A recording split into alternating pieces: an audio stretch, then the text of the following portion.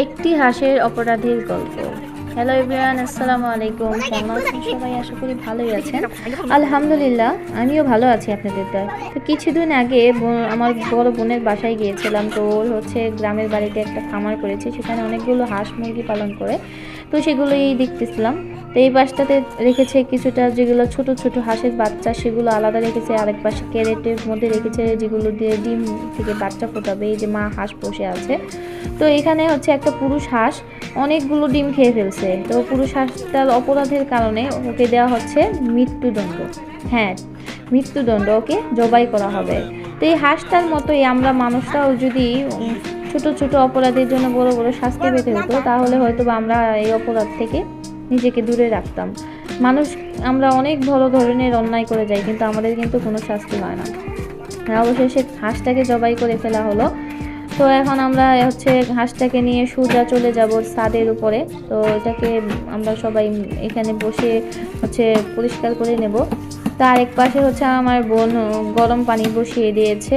এই গরম পানি করে, যেহেতু হাঁসের লোমগুলো অনেক শক্ত থাকে, তো অনেকগুলো গরম পানি লাগবে, এই জন্য লাকড়ির চুলাই গরম করে নিয়েছে। তো এখানে যে গরম পানিগুলো ঢেলে দিয়ে হাঁসগুলোকে একদম চুবিয়ে চুবিয়ে নিয়েছে। হাঁসের লোমগুলো নরম হয়ে গেছে। হাঁসটা কিন্তু একদমই সময় লাগে নাই, আধা ঘন্টার ভিতরে হাঁসটা টোটালি বানানো হয়ে গেছে। আমি ভাবছিলাম না জানি কি হাঁস বানাতে নাকি অনেক কষ্ট হয়। আমি যেহেতু হাঁস খাই না, হাঁস ওরকমভাবে আমি হাঁস কাটা বাছাও করি না। তো এই যে আমার বোন অনেক সুন্দর করে হাঁসটাকে ক্লিন করে নিয়েছে, অনেকবার ধুয়েও নিয়েছে। মাশাআল্লাহ, হাঁসটা এত সুন্দর লাগতেছিল। কাটার পরে মাংসটা দেখে বোঝাই যায় না এটা যে হাঁসের মাংস। হাঁসের মাংসের কালারটাও একদম টকটকে লাল, দেখতেই মনে হইতেছে অনেক মজা হবে। তা আমি যেহেতু হাঁস খাই না, তো আমার এটা দেখেও লাভ নাই।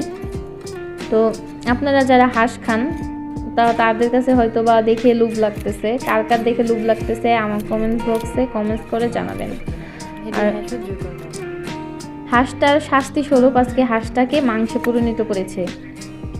দেখা হবে নেক্সট ভিডিওতে। সেই পর্যন্ত সবাই ভালো থাকবেন, সুস্থ থাকবেন, এই কামনা করি। তো আজকে এই পর্যন্তই। আল্লাহ হাফেজ।